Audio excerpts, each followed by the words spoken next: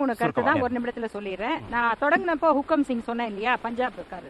அப்ப அவர் கான்ஸ்டிடியூன்ட் அசம்பிளியில சொல்றாரு, இவங்க என்ன இந்திய ஆதரவாளர்கள் பேசுறாங்கன்னு சொன்னா, ஒரு டெமோக்ராட்டிக் கண்ட்ரியில, ஜனநாயக நாட்டுல பெரும்பான்மையான மக்கள் எதை சொன்னாலும் செய்தாலும் அதற்கு பெயர் நேஷனலிசம், தேசியம்.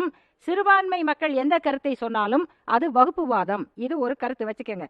ரெண்டாவது, எப்பப்பெல்லாம் நம்ம இந்தியை எதிர்த்திருக்கோம்னா, ராஜாஜி அவர்கள் கொண்டு வந்தப்ப எதிர்த்திருக்கோம். அப்ப இது தமிழ்நாடு கூட அல்ல, சென்னை மாகாணம், அப்பவே எதிர்த்திருக்கோம். பக்தவச்சலம் அவர்கள் முதல்வராக இருக்கும் போது காங்கிரஸ், அப்பையும் எதிர்த்திருக்கோம்.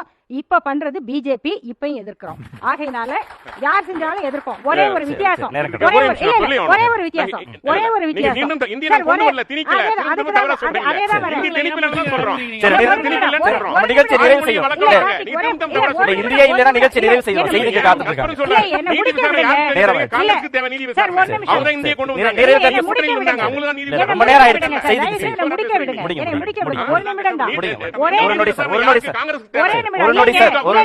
அதாவது நீங்க எல்லாம் பேசுற, நாங்க அதாவதுங்க, இவங்களுக்கு எல்லாம் இன்ஸ்ட்ரக்ஷன், உங்களுக்கு எல்லாம் டாக் பேக் மாதிரி, அவங்களுக்கு எல்லாம் என்னன்னா, அவங்கள பேச விடாதீங்க, அவங்கள பேச கண்ட்ரோல்ட் பை டெல்லி. என்ன ஒரே வித்தியாசம்னா, காங்கிரஸ் நீட்டை கொண்டு வந்தது. ஆனால் அதுக்கு கேஸ் நடந்து நீட் வேண்டாம்னு சொன்ன பிறகு அவங்க அமைதியா இருந்தாங்க. திரும்பி வரும்போது எந்த மாநிலத்துக்கு தேவையில்லையோ அது வேணாங்கிற எக்ஸம்ஷனை காங்கிரஸ் கொடுத்துச்சு.